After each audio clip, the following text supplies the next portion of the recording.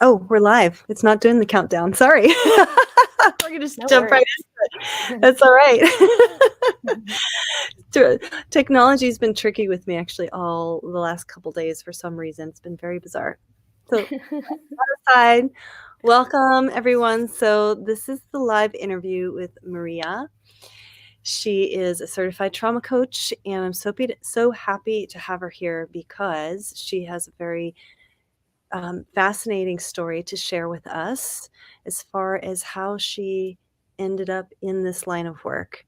And so if you are watching this interview, please comment, let us know. Let us know where you're tuning in from. If you're watching the replay, type #replay. If you have questions, we'll get back to the questions. Hopefully we can see your comments, but if we don't, we'll get back to those questions in the comments.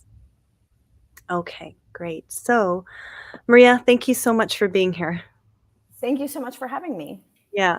So I want to hear, so you've told me your story, and it's a really powerful one. And I think it's one that will resonate for many people and also be fascinating for others as well. So tell us about how your spiritual awakening unfolded. Yeah.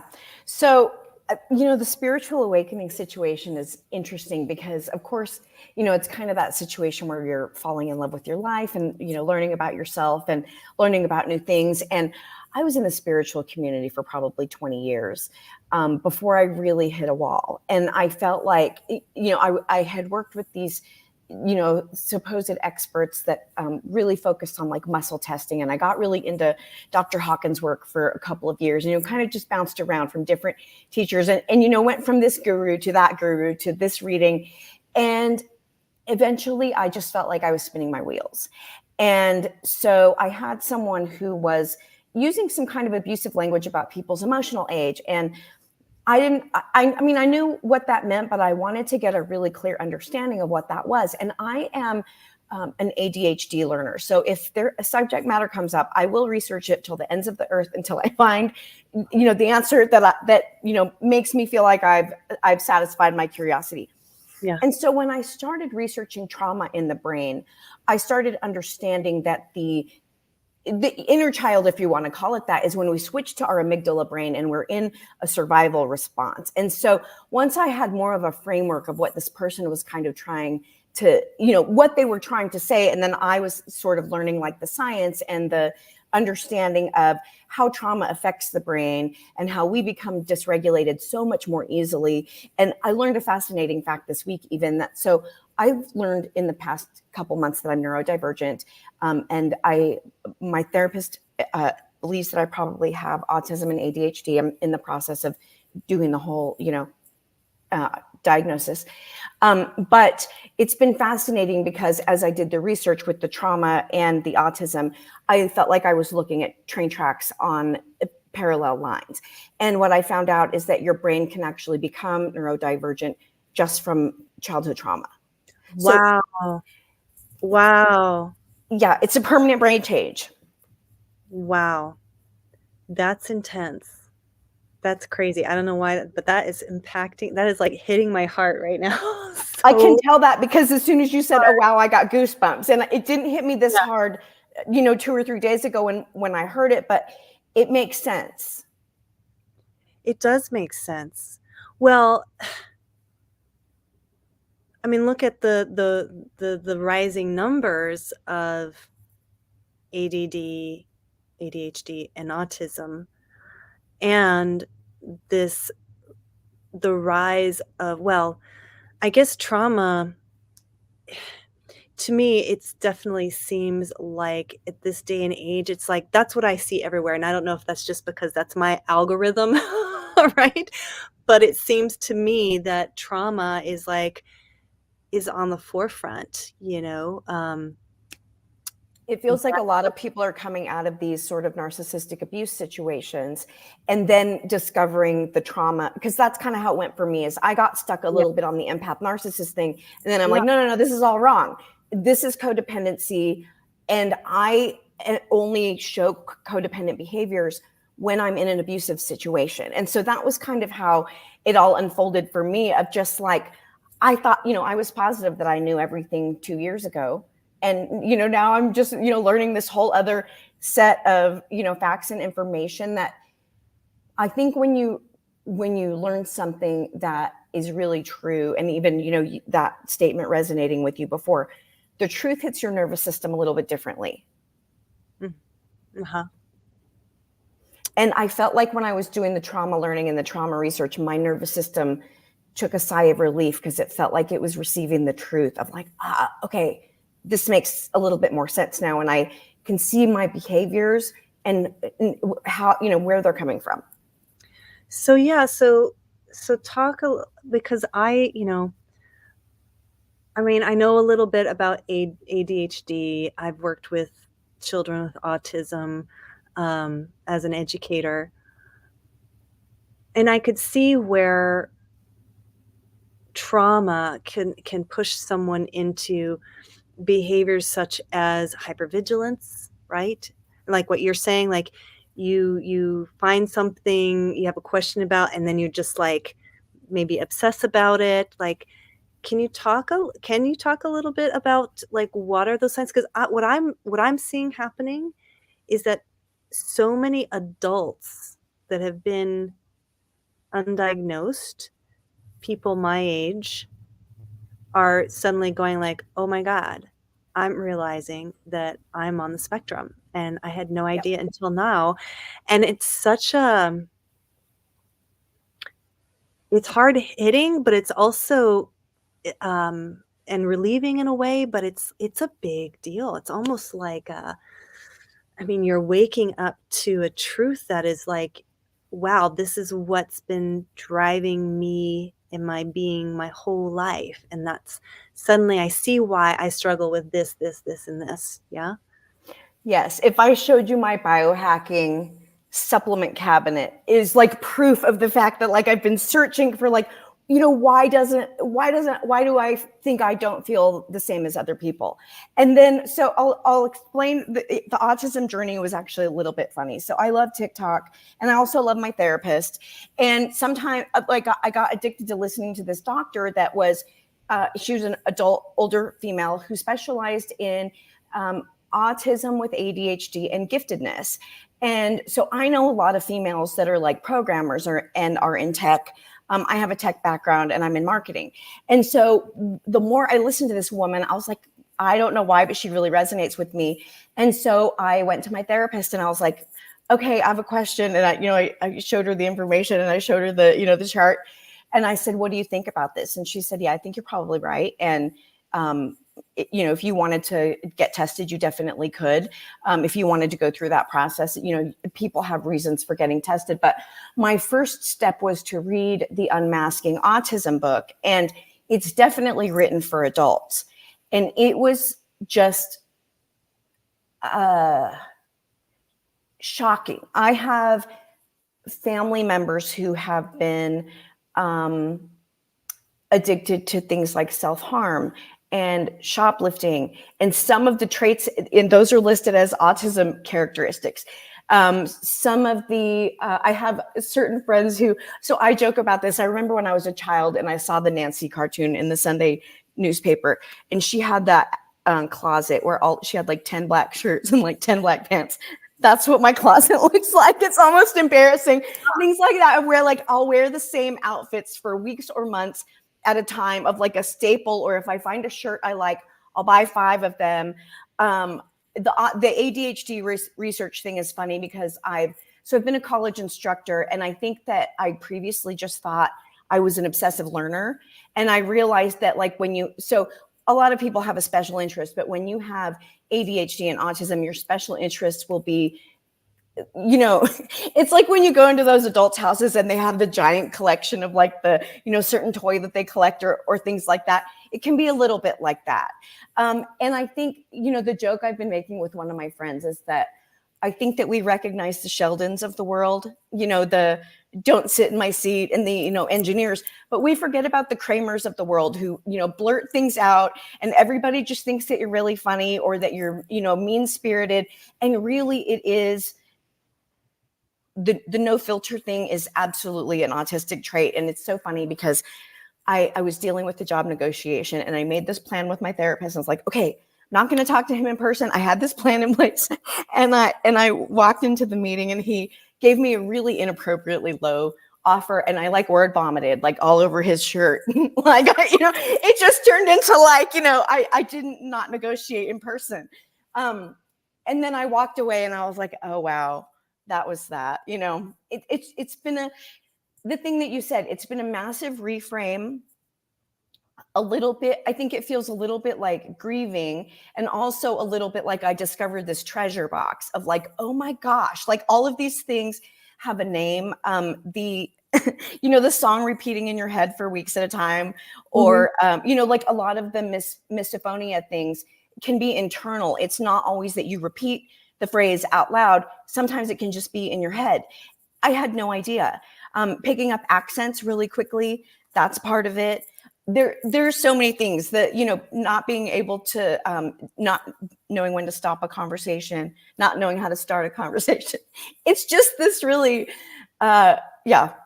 Well, it's so interesting because the other part of me also wonders about, okay, well, who's measuring what's normal? Like, yes, I think that's the perfect question.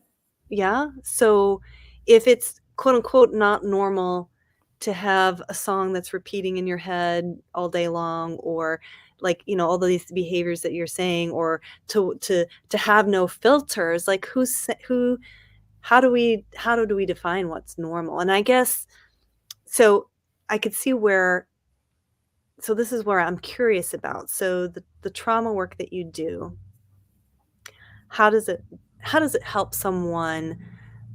Because it's really, everybody wants to be free, and everybody wants to be connected to their authentic self, right? Yes. And sometimes we get lost, right? We have the traumas that are making the brain do all certain things, and we're just trying to cope, and we know that something's amiss. And so what do you do? How do you locate the trauma first and foremost? And then how do you deal with it? So, and I'm not going to suggest that anybody just like blindly jump into this exercise, but one of the things that was really helpful for me is okay, so first of all, I'm just going to list, before we go into the exercise I'm about to share, I'm going to list, I noticed myself not looking at the camera. I'm like, I will try. I'm going to list a couple of things that people forget are trauma. Okay, so things like surgery, right? Your body does not know the difference between getting a knife behind 7-Eleven and getting sliced up on an operating table. Your body does not know the difference. And I've heard people say that they go into a depression for 6 months or a year after a surgery. And I'm like, well, no kidding. It's a physical trauma to your body. Like, you sliced it open for something, like, of course. So trauma can be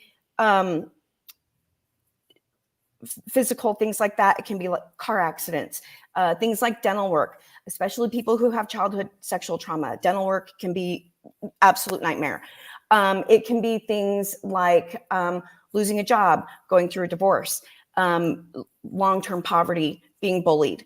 So one of the things I like to do is I like to make a trauma timeline, because some of us have so many things that, we all use the language of it wasn't that bad, it wasn't that big of a deal.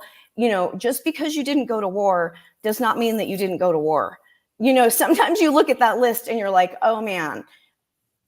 Right. Or you think, oh, everybody's had a hard life, And everybody probably has had a hard life. Right. Everybody has had a hard life. Everybody does have trauma. Everybody. So yes.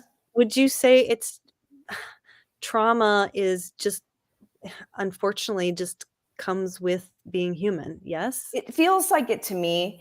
And I do believe that there are probably a really slim part of the population that grew up with extremely healthy, stable, emotionally present, the Brene Brown parents of the world, right? Right, but right. I don't think that all of us, someone had the Buddha, the Buddha parenting style. I think that there are those exceptions, but I think that the number of people who are even traumatized by things like religion. Yeah. That thing where we're told that like everything about us is bad and sinful, when really like our bodies are wired for pleasure and joy and connection, and trying to stamp those things down when you're a teenager, that can be traumatic. Yeah. So I do think that it's normal. And I think that one of the things that the trauma timeline can do is it can help you kind of see yourself as a more full picture of like, okay, I get why I react, why A added up to B added up to C. And I do Yeah. think that normalizing it is really important, because I think that especially by the time you get to your 20s, 30s, 40s, you've had failed relationships, you've lost loved ones, friends, whatever. You've been through funerals, you've had, list them all, right? Like, and especially as women, we deal with pregnancies or lost pregnancies or other choices that we might have to make. We deal with, sexual abuse and trauma from birth. I think that some people don't understand that like women don't get to feel safe. I don't know when that happens. I haven't hit that wall yet. Yeah. Yeah. Yeah. Wow. That's something, makes me want to go and sit down and write it all out, because that's something I've never done. It's kind of like, yeah, I know I have trauma, but I could see where actually literally writing it out with your own hand, every single thing that has happened, can kind of like open up your mind and to bring in that compassion, self-compassion, right? Forgiveness, like, this happened.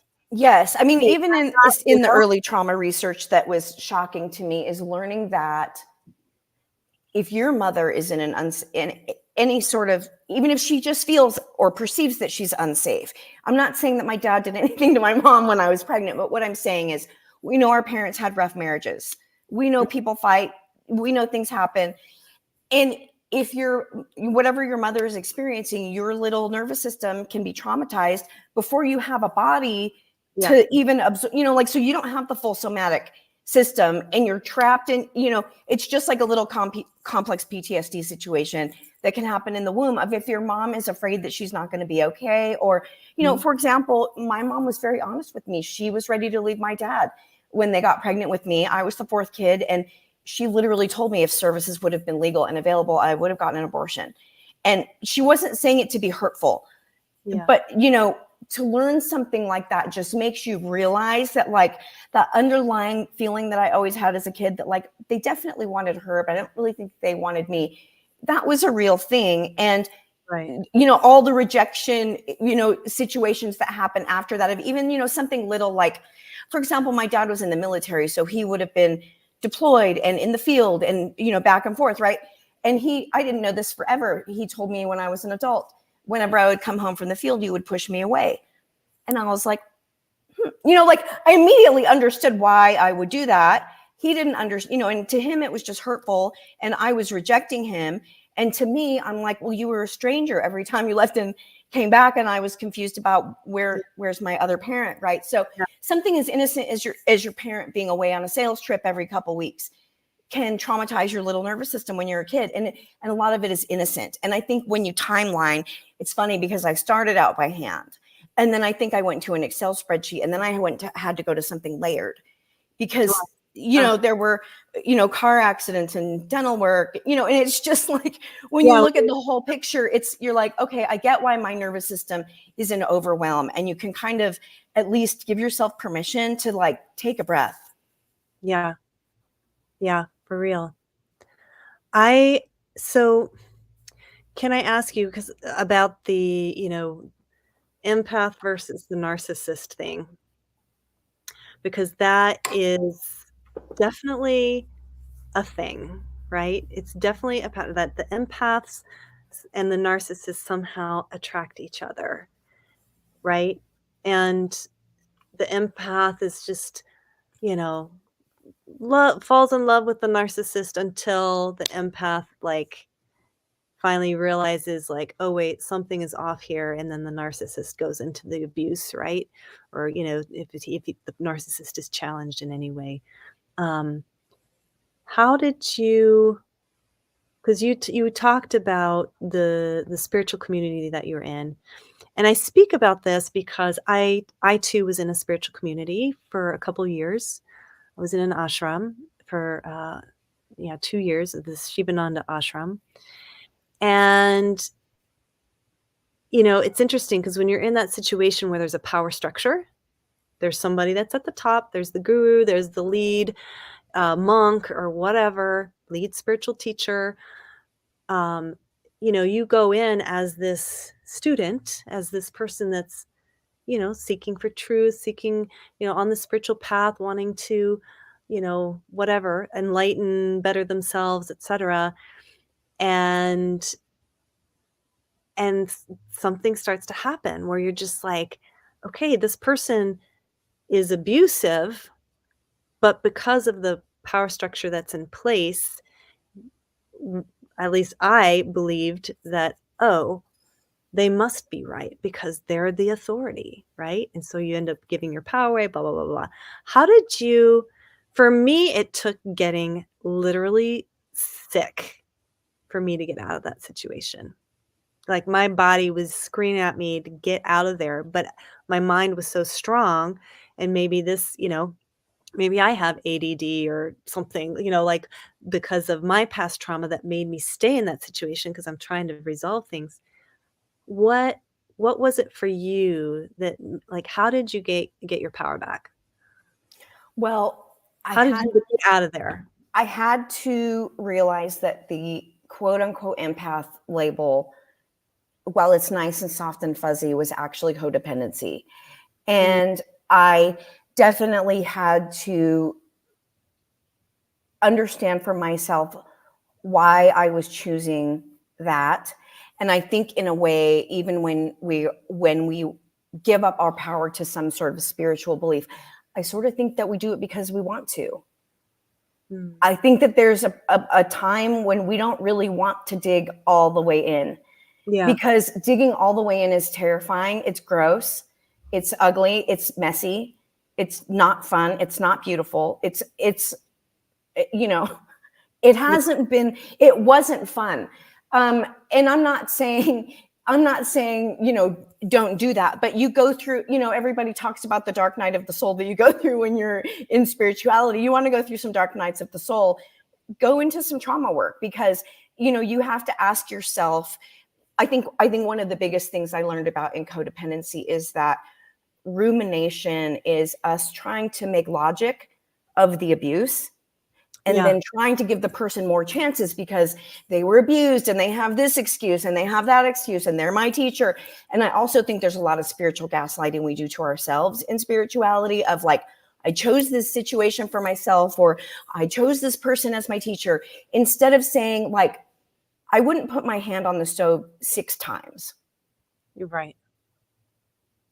Mhm. Why is it okay now? Right, right. And so that's what was the wake up for you, was realizing, "I'm putting my hand on the hot stove. Why am I doing this?" Well, and especially with codependency, you really have to put all of the attention on yourself, because codependency is realizing that your, sweet little empathetic soul is believing that everybody's going to change and things are going to be great and wonderful. Mhm. And that's the difficulty of when we Just keep trying, right? try to logic, like we try to like use logic to get through an emotional problem, or we think that if we just show someone the right YouTube video, tomorrow they're going to be enlightened and they're going to stop abusing us, instead of just realizing this person is abusive. If I don't like the way they are right now, I need to either decide that I'm going to stay with the abuse, or I need to leave. Yeah. I don't get to change. Like, we don't get to do the work for anybody else. When you go to a 12-step meeting for codependency and Mhm. you're taking personal inventory, someone called me out and it was actually really funny, but they were right. And sometimes people slap me in the face with my own crap. And he said, you constantly take inventory for everybody else. And I do. I love to say who's a narcissist and who's abusive and who didn't do their, and this person is resentful towards their mom. when you go to a 12-step meeting for codependency, you don't get to talk about other people. You talk about yourself. And that is uncomfortable, of just saying, I continued to go back to this abusive situation over and over and over again for years. And then after abusive partners, I chose abusive bosses. Right, right, right. Yeah, well, probably starts with, yeah, abusive parents, then abusive Of course. partners, and abusive like, it goes on and on, right? Like, the universe keeps well, you're attracting, right? You're creating your reality, you're attracting that pattern, so there has to be some kind of pattern break where it's just like Yeah. yeah, And what's great is, so my parents are, in their early 80s, and my dad probably 5 years ago got on medication, didn't go full on therapy, but realized he had PTSD. Just like a lot of, even just him, I think, especially when you're, I think a lot of people are uncomfortable going to therapy or even admitting that something is wrong. I'm from a Hispanic culture. I'm Hispanic. I'm Spanish. We do not talk about our feelings. You know what I mean? It's like we maybe started talking about our feelings a decade ago, but point being, growing up, that wasn't the norm. Therapy wasn't the norm. Talking about mental health issues wasn't the norm. And so I think, even if you would have asked me 5 years ago, I probably would have said, I don't believe in neurodivergence. I think that, there are lots of people who've been through things, and, life is difficult. And then once I really realized that, like, no, it is a physical brain injury. It's yeah, not just some experiences that you had. It changes your brain. yeah, yeah. So, tell us, how do you so when people work so what are some of the practices? When you work with somebody, if somebody's like, "Okay, Maria, like, yep, I hear you. I've got some trauma, like, I need to process it. I need to move it through. I need to get out on the other side of this because it's holding me back." What what could they expect? What yeah. So I do a lot of somatic work. And I do, of course, it can be a little bit like talk therapy, but one thing that I absolutely don't suggest is that you force yourself to bring up memories or difficult things, right? Like, and that's why the trauma timeline is weird, because I can work on it, and then like 3 weeks later, I'll be like, oh yeah, that one thing, and like, it can take months or, a year. It's not something that you're going to do overnight. And so I think that the difference between like old school talk therapy would be, you have to talk about everything in order to process it. And we need your intake form, and we need to talk about your childhood trauma up until the trauma that happened yesterday, and we need to do it in an hour. Yeah. Don't do that. What I really like to do is, I think that it's important to get present with what you're feeling now and get present with the physical body. I've been into journaling since I was a teenager and didn't realize how great that is for trauma, which is actually one of the things I always remind people, just like, write about stuff. Even if you write about it and burn it, you're not trying to write, the next world's best novel. You're doing it really to get it out of your nervous system. So a lot of that, and just, I think, like, I love the science behind even just like taking a 10-minute walk in nature, where, like, the Mhm. fractals that are moving past you, there's a reason EMDR works, right? There's a reason, like, staring at a screen all day and having something up in your face all day can cause PTSD symptoms, right? Like, if you just look up and look outside of the window, your nervous system immediately relaxes. Like, I just got goosebumps just talking about trees, right? Yeah. Like, it's, a Right. lot of it's just, yeah, getting back into your body, getting back into life. And I think that, like, I don't know if this is true for everybody who's been through trauma, but I spend so much time up here that I'm not always in my body. I'm not always feeling safe. And I think even the first time I was with the somatic practitioner, of just her saying, like, feel your butt in the seat. And instead of describing to me, the drama that happened at the office today, tell me where you feel it in your body and describe it. And so it would be, like, it feels heavy in my chest. It feels tight in my throat. I feel like I need to, scream. A lot of somatic work is, punching the pillow and screaming in the car and, kicking the boxes. I mean, one of my favorite exercises that my therapist gave me, she said, I was having a very particularly ragey, angry, livid kind of day.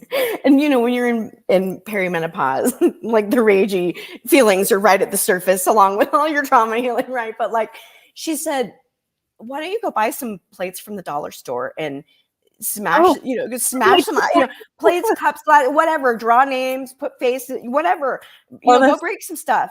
I yeah. said, that sounds really fun. And then I Googled and I found out that there's a thing called a rage room where you can go smash a car or a microwave and you get like protective gear and, you can do the whole thing. Right. But like, I think that we the thing about shadow work is the real definition of shadow is avoiding things that we think are ugly about ourselves, right? Nobody wants to be mad, ragey, angry. That's Yeah. what shadow work is, right? It's stepping into it. And the thing that she said to me that day was, she said, anger is an appropriate response to abuse. It's an appropriate response when you're grieving. There's a lot of times in life when anger is an appropriate response. And the more you run away from it and, try to be a good girl, the more it's right at the surface and you're going to explode at the wrong time. So go get mad. I remember as a kid, I'll try not to lose my voice, and I won't be able to do it as an example because I will lose my voice. One of my dad, like my parents were so cute. I think a lot of times we did somatic things and didn't even realize. We used to love to go on nature drives, and sometimes we'd be out in the middle of the country and my dad would be like, who feels like screaming? And my mom would be like, ah! And everybody would take a turn just like, ah! Like it was just one of those like silly things that we did as a family. And it wasn't that we were doing it because someone was angry, but like, how good does it feel to sing in your ugly voice to your favorite song in the car? Like when your voice doesn't have to be good and nobody's listening, you're not trying to be on key or cute. Like that is a somatic release of you using your voice. This one day I had a hilarious. So I get really good reviews on one of my books, like almost all 5-star. And one day I got a 2-star review and I immediately felt my throat like I could feel the somatic really. And it was funny because like on Amazon, you can't go like type back at the person, right? So it was literally like my body wanting to respond to what the person said of like, bro, I never said I was a doctor. I'm writing from my personal experiences. So it's just funny because I think when you really start to listen to your body, the times that we weren't able to kick or punch or push someone away or say no, those are the things that you need to get out of your body. Yeah. And I kind of describe it as, like animals do it pretty naturally. It's so funny. I don't know if you have cats, but sometimes a cat, they'll do that thing where like if you touch their fur and it's a moment they don't want to be petted, they're like, meh, they're like, but literally like the shake off is the perfect example of the somatic relief. Like you think about like the Chihuahua screaming at the car right afterwards, it shakes it off.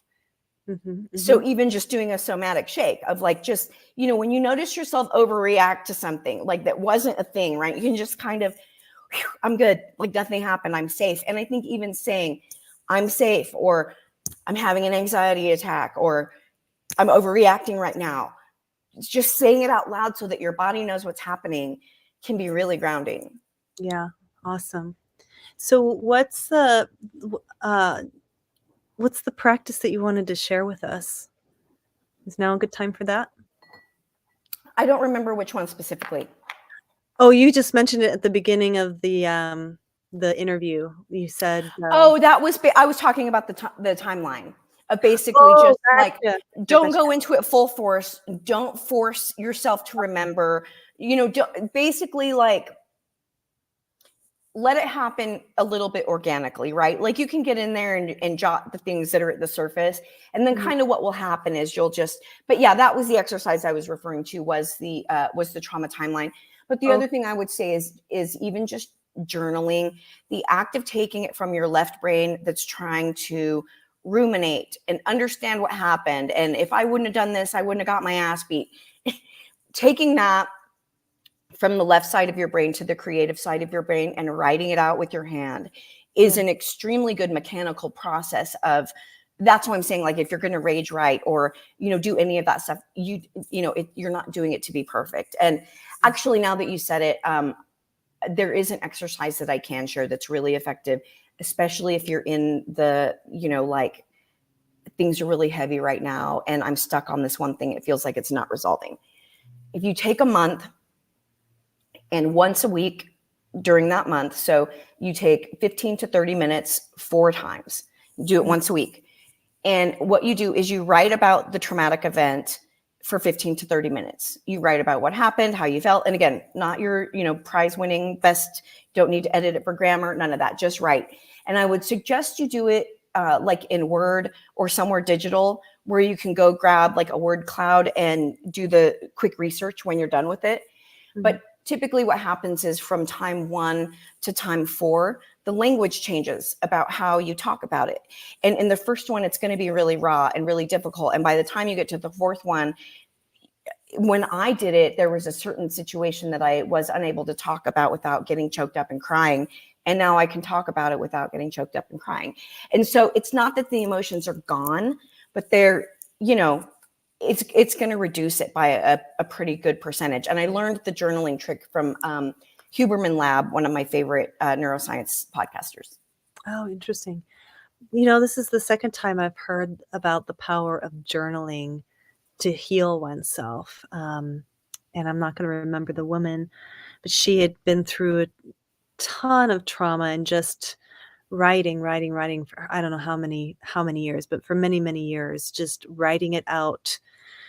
She was healing herself every time she did it. She said there's something about writing it and seeing it on the page. So it's not stuck inside of you. You're putting it out and putting it outside, right? So, yeah, thank you so much for that sharing.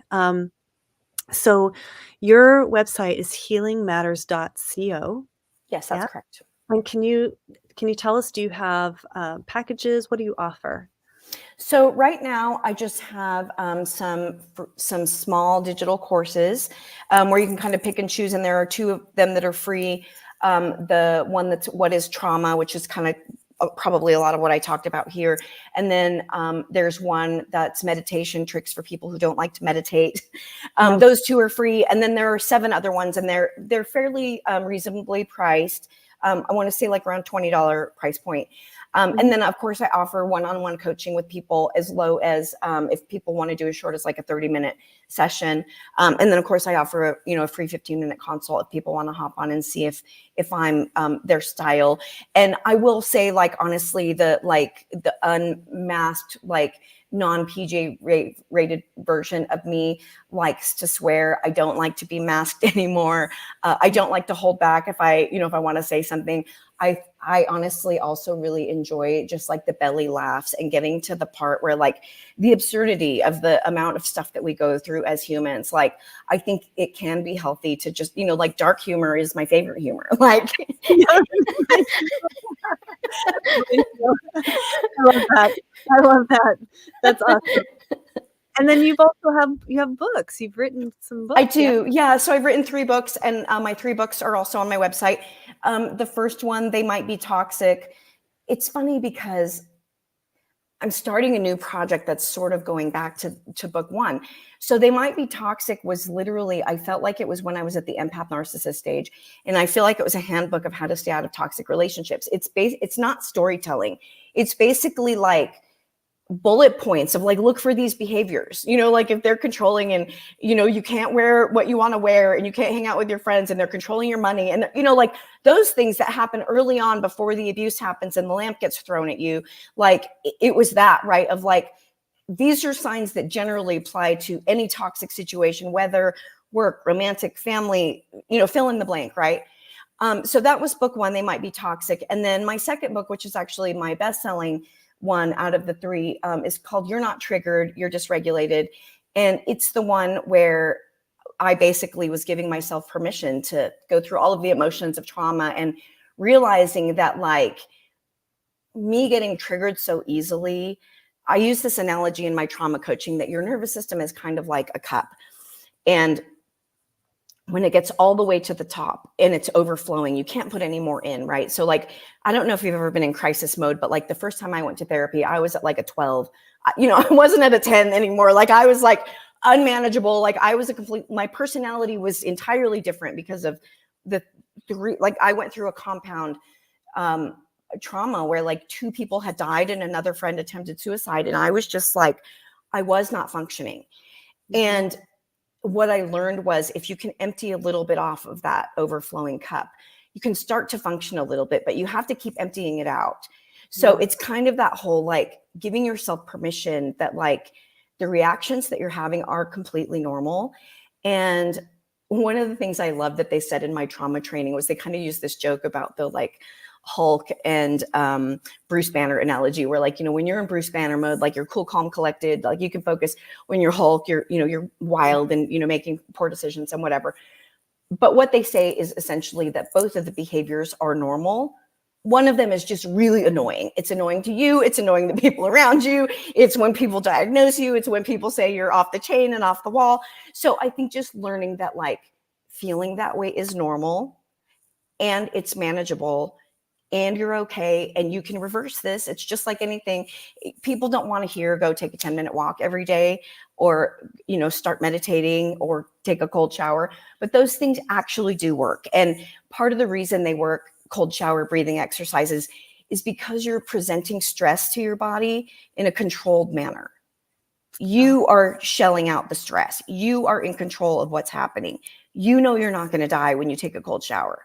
It's uncomfortable as hell, but when you get out, you feel like a new person. Yeah. Cool. So, and then what's the third book called? Oh, so the third book is an F-bomb. It's called Unf Your Feelings. And it just came from that phrase, that we all, I'm Gen X, that we all kind of grew up with that, F your feelings mentality of like the 70s dad, like that 70s shows, like typical dad of like telling you, wipe those damn tears off your face. Like, well, what's so damning about my tears? You know what I mean? Like, right. We were just so like shamed for every emotion that you had. And I think sometimes even just like being able to swear and drop the F-bomb and not feel guilty about it is what your nervous system needs. It needs the freaking truth.